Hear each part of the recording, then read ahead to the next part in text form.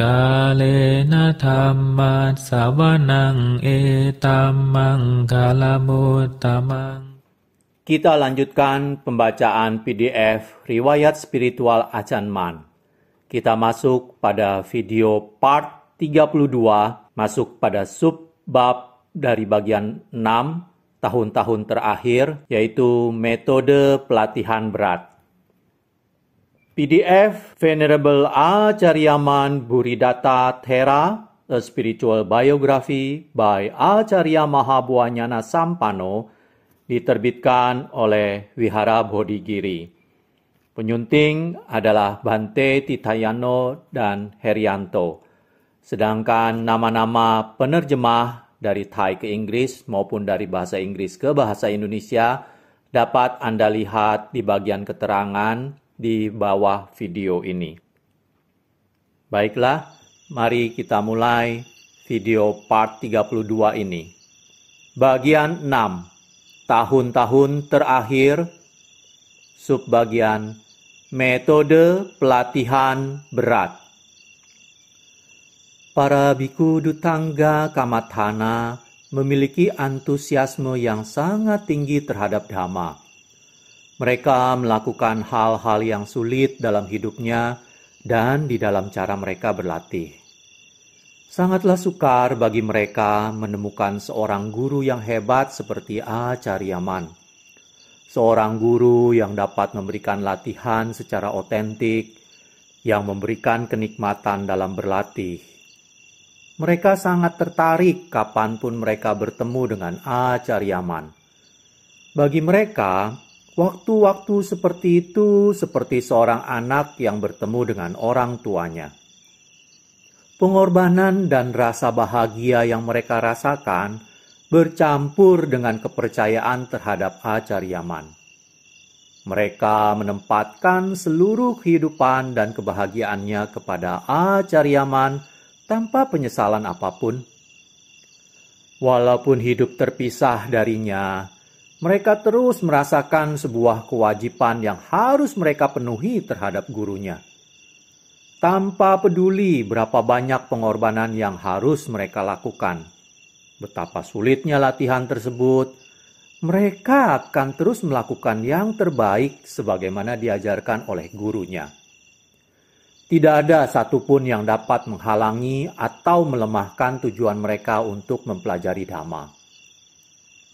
Sangatlah menarik mendengarkan para biku Dutangga mendiskusikan pengalamannya di hutan. Cara-cara mereka berlatih saat mengatasi kesulitan, semuanya sangat menyentuh perasaan. Di mana terkadang mereka hidup seperti hewan liar, terkadang mereka tidur di alam tanpa perlindungan. Mereka menggunakan berbagai teknik untuk mengintensifkan meditasinya. Mencoba berbagai cara sampai mereka menemukan suatu cara yang paling cocok dengan karakter mereka. Mereka terus mencoba tanpa tidur, dengan mengurangi jumlah makanan yang mereka makan, berpuasa selama mungkin sepanjang mereka masih dapat bertahan, melakukan meditasi jalan sepanjang malam, melakukan samadhi selama berjam-jam, bersamadhi di area yang diliwati harimau, di kuburan, di tempat-tempat yang berbahaya seperti di tepi jurang, atau di tempat yang menakutkan, di bawah pohon yang dilewati harimau, untuk dapat mencapai citta. Cara-cara ini dipraktekkan dengan satu tujuan, yaitu untuk mencapai citta. Ketika seorang biku menemukan suatu cara atau lebih dari teknik-teknik tersebut yang cocok dengan sifatnya, selanjutnya ia akan menggunakan cara tersebut, memusatkan dan menguatkan pikirannya untuk mencapai tujuannya, dan mempelajari banyak pelajaran berharga dalam proses tersebut. Para biku Dutangga mengutamakan cara-cara seperti ini. Acharyaman juga menggunakan cara-cara seperti itu dan meminta para biku tersebut mengikutinya. Menurut Acharyaman, Ini adalah cara cerdik melatih diri. Teknik ini selalu diingat dan digunakan oleh para biku Dutangga sampai sekarang. Latihan yang dilakukan untuk membangun batin ini membutuhkan kedisiplinan agar berhasil. Pengorbanan yang dilakukan sangatlah tidak berharga jika dibandingkan dengan begitu banyaknya hasil positif yang didapatkan, seperti kualitas moral, kebahagiaan, kedisiplinan, dan kemantapan dhamma untuk mengontrol dan memelihara hidup kita. Semua kualitas kehidupan yang bernilai tinggi akan dapat kita miliki. Nilai-nilai pribadi positif akan tumbuh melalui peningkatan pribadi yang dilakukan dengan sungguh-sungguh. Ini berarti kita akan menjadi manusia yang baik, bahagia, dan sejahtera sekarang dan di masa yang akan datang. Para biku Dutangga selalu menghindari segala hal yang dapat menghalangi atau membatasi latihan mereka, sehingga mereka selalu dapat mengembangkan dhamma dengan baik di dalam hatinya. Semakin orang tertarik untuk mempraktekkan dhamma dengan baik, Buddha Sasana akan berkembang abadi di dunia. Sasana berarti mereka yang melaksanakan dhamma dengan baik akan mendapatkan hasil yang baik dalam setiap langkah kehidupannya. Prinsip ini melambangkan nilai-nilai kebudhaan yang merupakan jalan kebenaran. Sebuah jalan yang didapatkan oleh Sang Buddha dan diajarkan ke seluruh dunia. Semua yang yakin akan ajaran Sang Buddha akan secara sungguh-sungguh menjalankan kebenaran dengan sungguh-sungguh. Mereka tidak pernah melakukannya dengan setengah-setengah, dengan tindakan-tindakan yang dapat memperlambat perkembangan sasana dan dapat menurunkan nilai-nilainya. Sasana adalah kebenaran yang hakiki, yang disebarkan langsung oleh Sang Buddha dan diterima di seluruh alam semesta. Kecuali orang tersebut tidak tertarik dengan kebenaran atau tidak dapat mengerti kebenaran tersebut.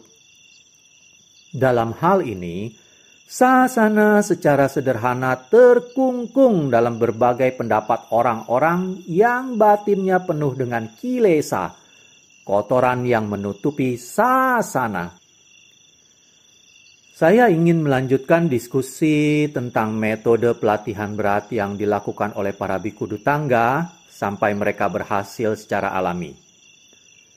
Dengan rajin melatihnya, setiap metode ini memberikan hasil yang jelas. Metode-metode ini membantu mengurangi rasa keras kepala, kesombongan pikiran, suatu kondisi buruk yang disebabkan vitalitas fisik yang terlalu banyak, mengurangi jumlah makanan, berpuasa, mengurangi tidur, atau metode-metode yang berat lainnya, seperti meditasi berjalan atau duduk yang berkesinambungan untuk waktu yang lama. Semua pelatihan ini membentuk kekuatan batin yang dibutuhkan untuk mempermudah peningkatan dhamma.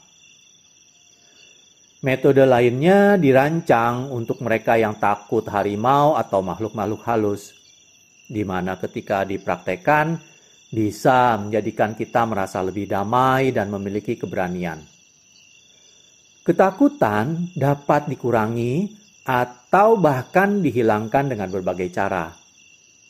Kemudian muncullah citta dengan kekuatan dan kemampuannya, sehingga ketika sedang berada dalam keadaan yang sangat kritis, misalnya ketika tubuh kita merasakan sakit yang amat sangat, kita dapat bertahan dan menang.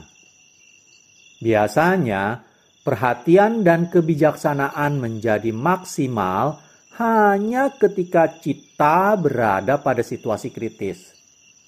Jika tidak demikian, tidak ada kesempatan sama sekali bagi perhatian dan kebijaksanaan mencapai potensi maksimalnya. Cara yang sangat baik untuk membangun perhatian dan kebijaksanaan secara penuh sesuai dengan potensi yang dimiliki adalah dengan cara menggunakan kemampuan dasar berpikir kita dengan lebih baik. Mencoba dengan berbagai cara sampai kita menemukan cara-cara terbaik yang cocok dengan kita. Kita menjadi berani, apapun yang terjadi. Setiap metode ini memberikan hasil yang jelas. Mereka yang telah lama memiliki ketakutan akan makhluk-makhluk halus dapat mengatasinya dengan memaksa diri mereka menghabiskan malam sendirian di kuburan. Mereka yang ketakutan akan binatang buas, seperti harimau, dapat mengatasi ketakutannya ini dengan memaksa diri mereka menghabiskan malam sendirian di tempat-tempat yang sangat menakutkan. Mereka yang memiliki nafsu makan yang tidak terkontrol dapat mengurangi atau bahkan menghilangkannya dengan cara mengurangi jumlah makanannya secara drastis atau melakukan puasa. Kita sangat menghargai makanan. Kita percaya bahwa makan makanan yang baik dan nikmat akan membuat kita bahagia. Masalahnya adalah keserakahan tidak pernah mengenal cukup. Ia selalu ingin lebih banyak lagi. Tidak peduli berapa banyak yang sudah dipenuhi. Bagi kita yang mempraktekkan Dhamma dengan tujuan untuk mengerti tentang diri dan kemelekatan kita, haruslah mengamati keinginan-keinginan tersebut dan melatih beberapa cara yang dapat mengurangi hal-hal tersebut secara disiplin. Dalam kasus para biku Dutangga, hal ini dilakukan dengan menghilangkan kemewahan dan kenikmatan. Ketika seorang biku menyadari bahwa jenis makanan tertentu sangat menimbulkan nafsu baginya, ia menolak makan makanan tersebut. Ia memilih makanan yang tidak diinginkannya. Jika ia merasa makan terlalu banyak, ia akan makan sedikit saja. Atau ia hanya makan nasi putih. Meskipun ada banyak pilihan makanan di sana. Makanan yang menyegarkan tubuh dapat menyulitkan ciptanya mengalahkan kondisi mental, sehingga membuatnya sulit bermeditasi. Ketika ia menyadari hal-hal yang menyebabkan kegagalan latihannya, ia akan menghilangkan hal-hal tersebut dengan menolak mengikuti keserakahan yang timbul dalam batinnya. Inilah kebiasaan dari seorang biku yang berkomitmen penuh melatih dirinya di bawah bimbingan seorang guru yang baik. Ia menolak godaan apapun untuk mengikuti keinginan pemuasan diri sendiri. Sebagaimana seorang biku Dutangga melatih dirinya dalam batas-batas tertentu, mengurangi makan, dan juga ketika tidur, ia menentukan terlebih dulu kapan ia harus bangun. Ia tidak tidur mengikuti keinginannya. Ia melatih dirinya secara berhati-hati mempertimbangkan kepentingan dari setiap tindakannya. Ia menolak melakukan segala hal yang dapat merusak prinsip-prinsip Dhamma. Ia berusaha sekuat tenaga mengembangkan Dhamma di dalam batinnya, sehingga Dhamma selalu tumbuh dan berkembang dengan baik. Satu tugas yang sangat sulit. Begitu sulitnya, sehingga tidak ada yang dapat dibandingkan dengan hal itu. Ketika kita mengikuti keinginan duniawi dalam batin kita, ia akan dengan mudah tumbuh, siap menghancurkan setiap saat ketika kita lengah. Kita tidak dapat mengendalikannya lagi. Dalam sekejap, ia akan mempengaruhi batin kita dan berkembang begitu cepat sehingga kita tidak dapat mengikutinya lagi. Ia hanya akan menimbulkan kesulitan-kesulitan bagi kita. Keinginan akan kenikmatan seksual adalah salah satu kerusakan itu. Sangat mudah muncul, tetapi sangat sulit dihilangkan. Keinginan akan kenikmatan seksual menciptakan kondisi pikiran yang selalu ingin terpuaskan. Karena setiap orang di dunia sangat menyukainya, ia menyebabkan kerusakan di mana-mana dan melupakan konsekuensi moral. Ia menimbulkan ketakutan untuk orang-orang yang mempraktekkan dhamma di batinnya. Tetapi, lebih daripada yang lain, ia begitu menakutkan bagi para Buddha dan Arahat. Tetapi karena para orang suci ini telah berhasil sepenuhnya menghancurkan segala bentuk keinginan, maka keinginan akan kenikmatan seksual tidak dapat tumbuh di batinnya. Tetapi ia terus menimbulkan kesulitan bagi kita yang masih berada dalam kekuasaannya. Para biku Dutangga sepenuhnya sadar bahwa bentuk-bentuk kilesa ini menghambat kemajuan spiritualnya. Inilah alasan mereka memaksa dirinya melakukan latihan-latihan yang keras. Bentuk-bentuk kilesa ini sama sekali tidak membingungkan bagi para biku yang telah memasuki kehidupan suci dan mengenakan jubah kuning. Sebuah tanda kebebasan bagi mereka yang telah dapat mengalahkan kekuatan mara. Bentuk-bentuk kilesa ini selalu berusaha meyakinkan para biku untuk melepas jubah dan meninggalkan jalan suci yang mereka jalani tanpa memandang usia atau senioritas dari para biku tersebut. Karena inilah, para biku Dutangga menggunakan metode-metode yang keras dalam perjuangannya menghapus kilesa dari batinnya. Mereka bertahan dan maju mengatasi segala kesulitan, melawan kesakitan dan ketidaknikmatan tanpa pernah menyerah. Atau sebaliknya, kilesa akan mengalahkannya dan mempermalukan dirinya serta jubah yang mereka gunakan. Terlebih lagi, akan mempermalukan kebikuan secara keseluruhan. Mereka adalah pejuang-pejuang spiritual yang tidak pernah menyerah. Dan sasana yang merupakan prinsip dasar dari kemanusiaan. Mereka lebih baik mengorbankan hidupnya daripada harus mempermalukan diri dan kebikuannya. Dengan cara ini, mereka meningkatkan citra kebikuan dan ajaran Buddha.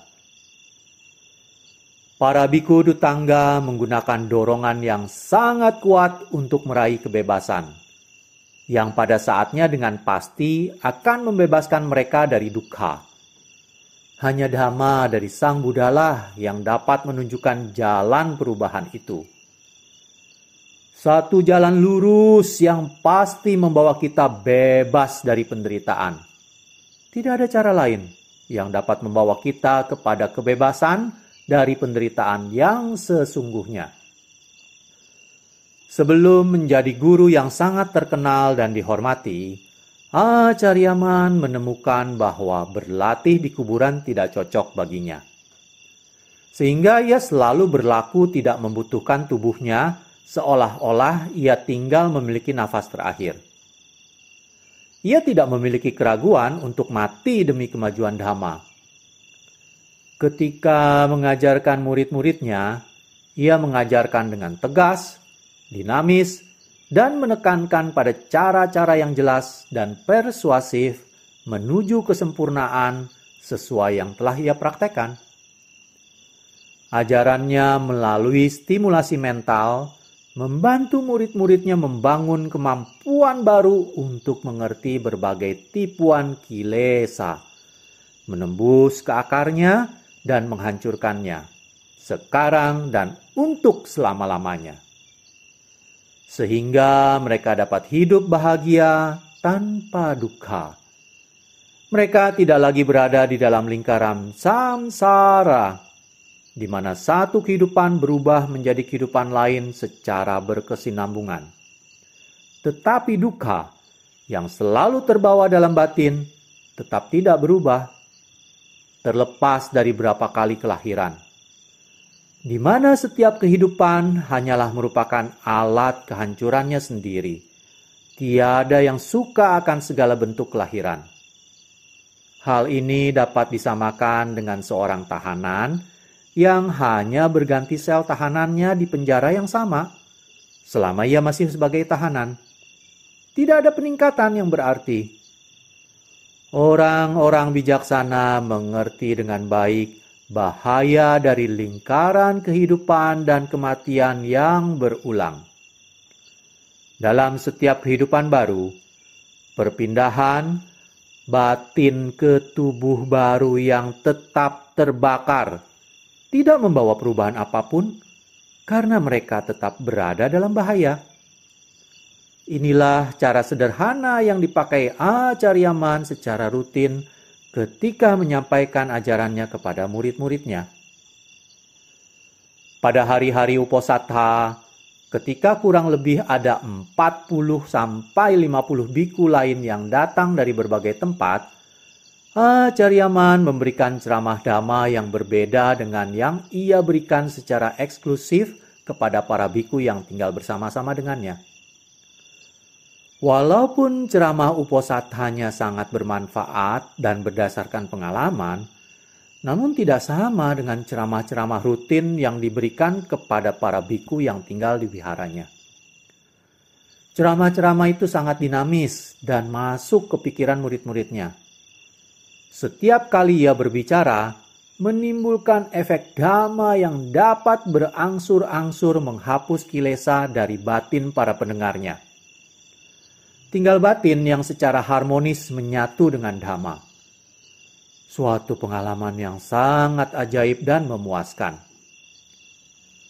Hari-hari sesudah ceramah dhamma yang dinamis tersebut, kilesa yang ada di dalam batin para pendengarnya dapat dilemahkan, walaupun ada tantangan lainnya. Sesudah beberapa hari, secara bertahap, kilesa itu akan muncul dan menguat kembali. Kemudian, Acharyaman akan mengadakan pertemuan kembali untuk membantu melemahkan kilesa yang kembali muncul tersebut.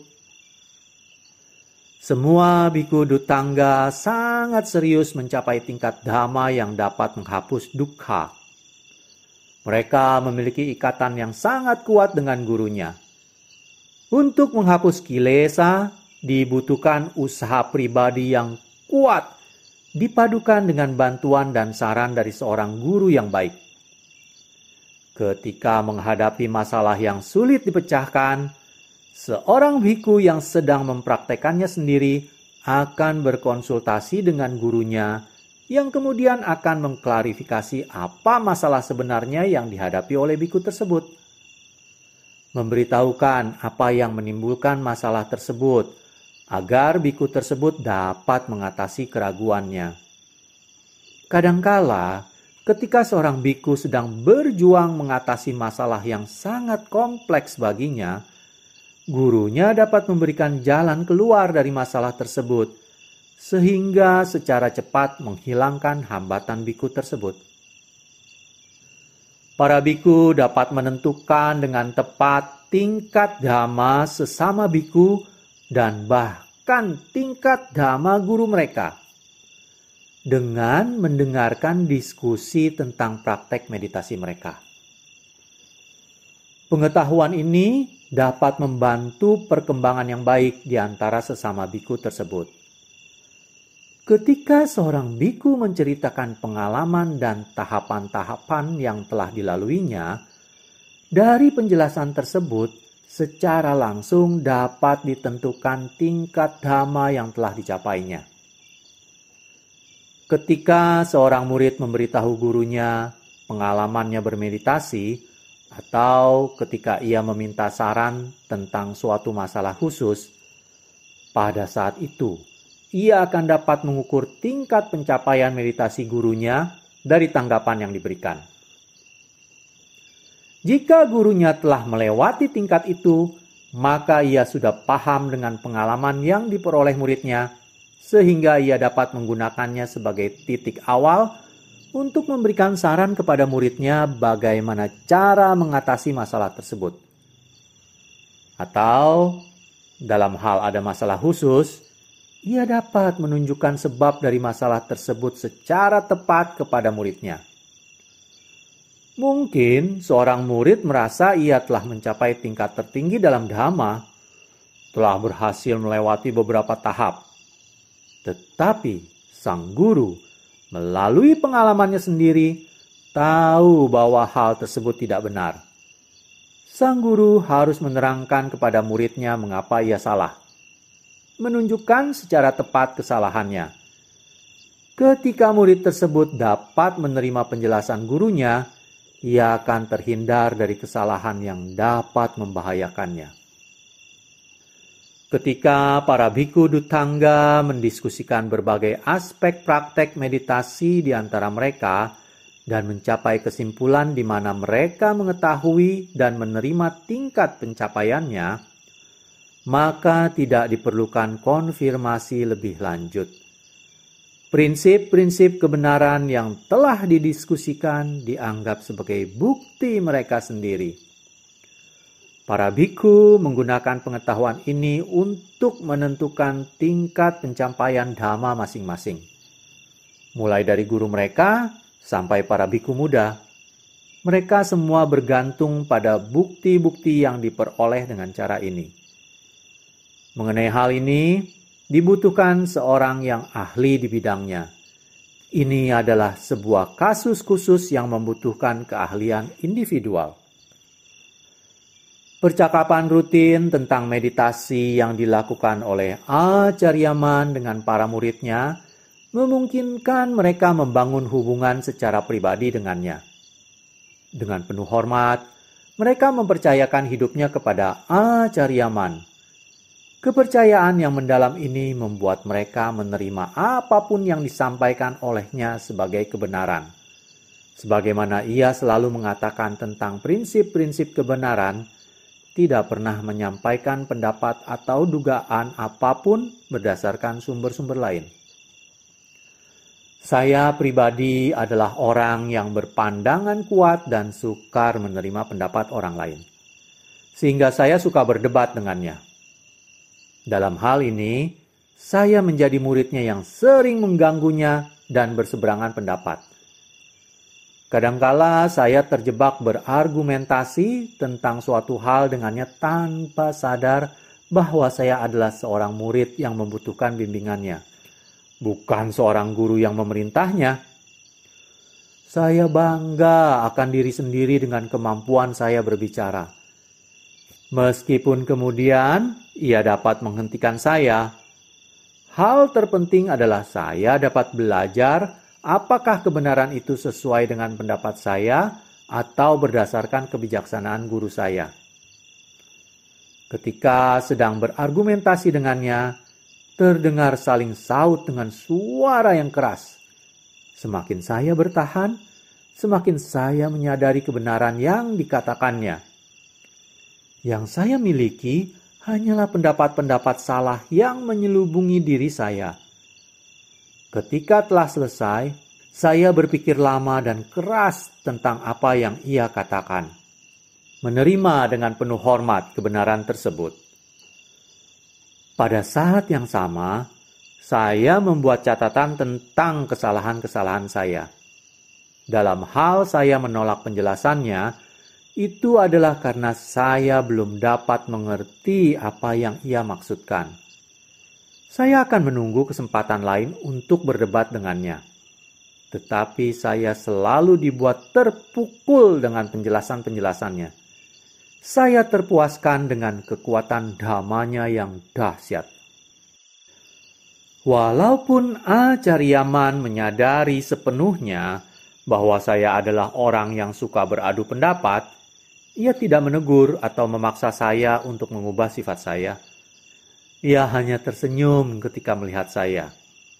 Ia mungkin berpikir betapa mengganggunya saya, atau mungkin ia merasa kasihan kepada si bodoh yang mencoba melawannya. Saya harus menerima. Saya tidak pernah menjadi seorang yang menyenangkan. Walaupun sekarang, saya selalu merasa malu untuk berargumentasi dengan acarya-acarya senior. Saya telah mendapat banyak pelajaran menarik dan mengejutkan yang membentuk bagian berharga dalam pendidikan saya. Para biku ini tampaknya tidak pernah keberatan dengan keberadaan saya. Malah mereka sering terhibur.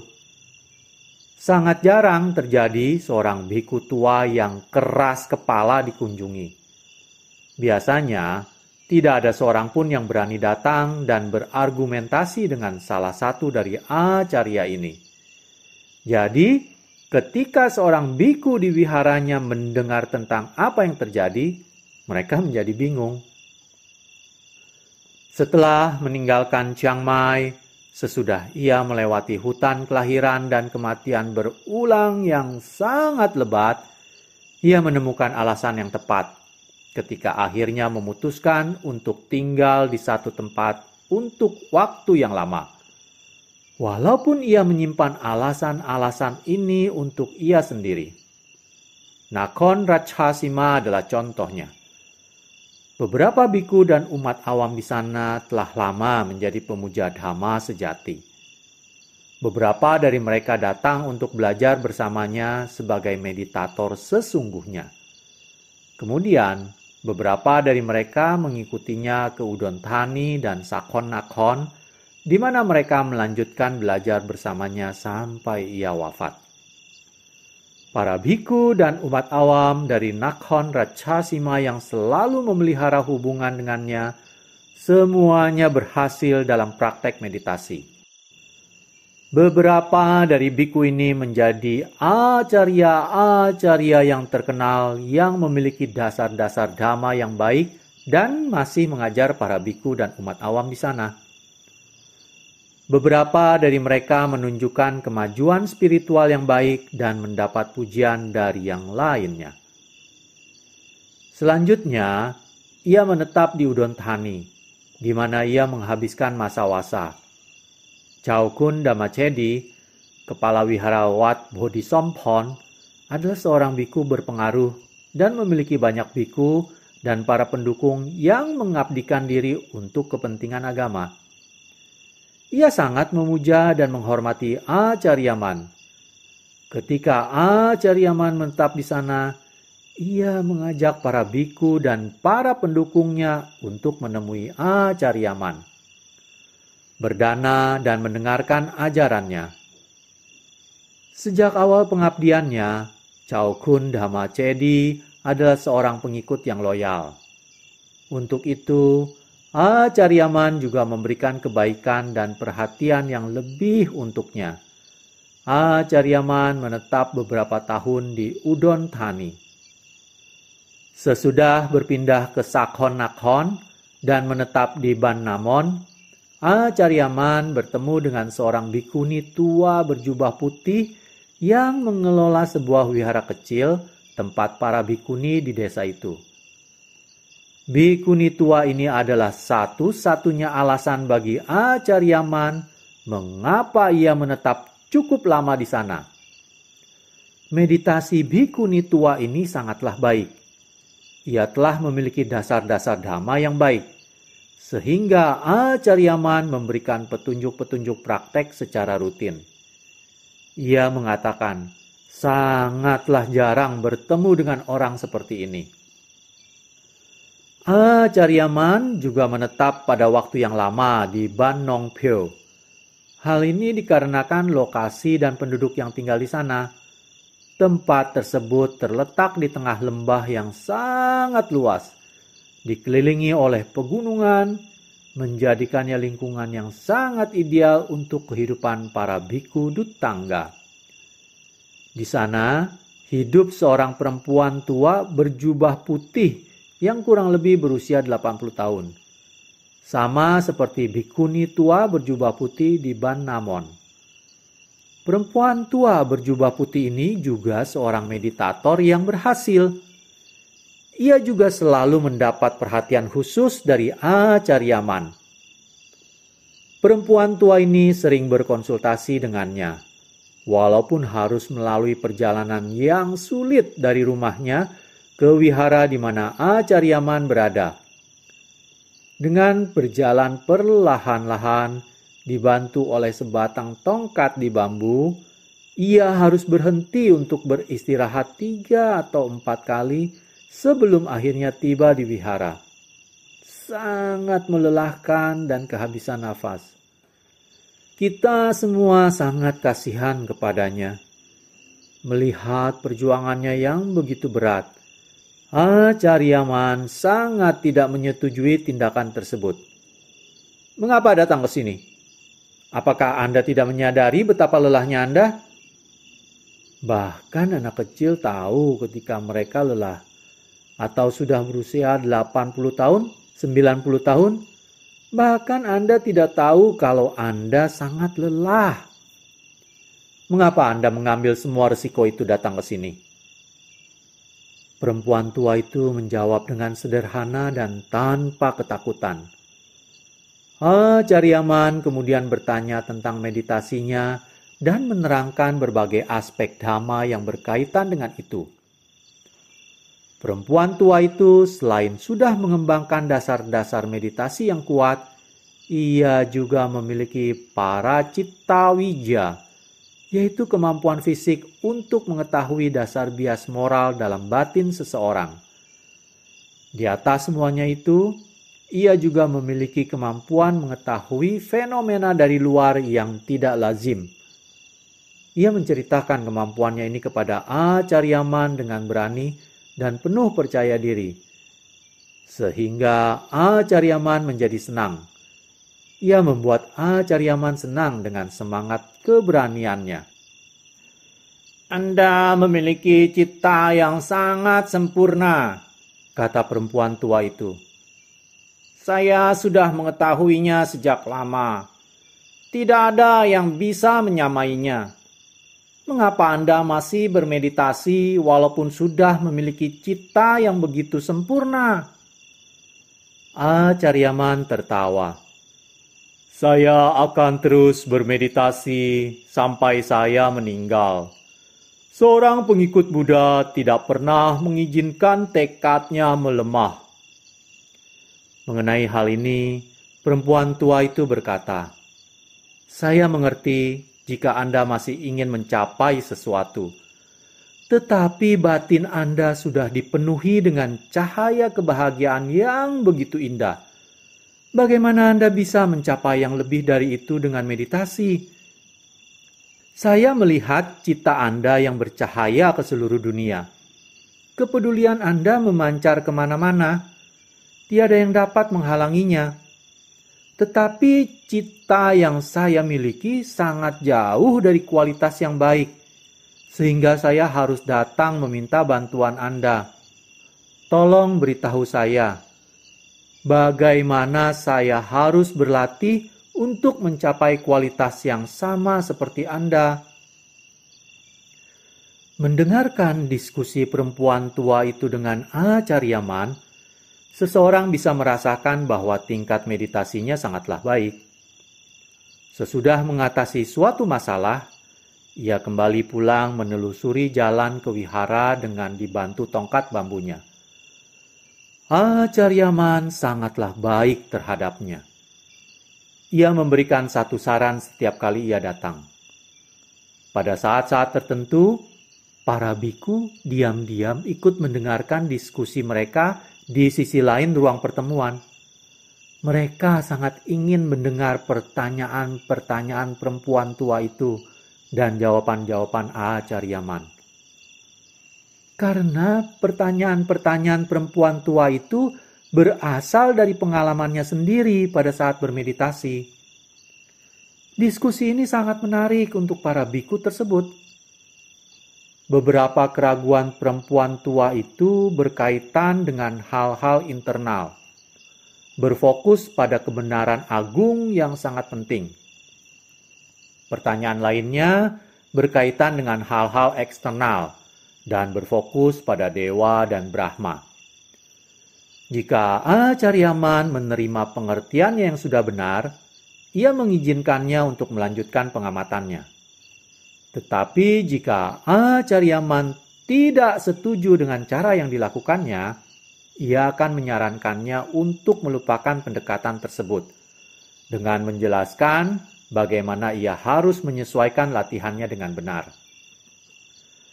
Pernyataan perempuan tua itu tentang pikiran menarik para biku yang sangat ingin mendengar pengertiannya yang mendalam. Ia selalu memberikan pandangan yang mengesankan bagi biku pemula hingga Acaryaman. Aura kepandaiannya begitu bercahaya, menyerupai malam penuh bintang dan planet. Sangat indah.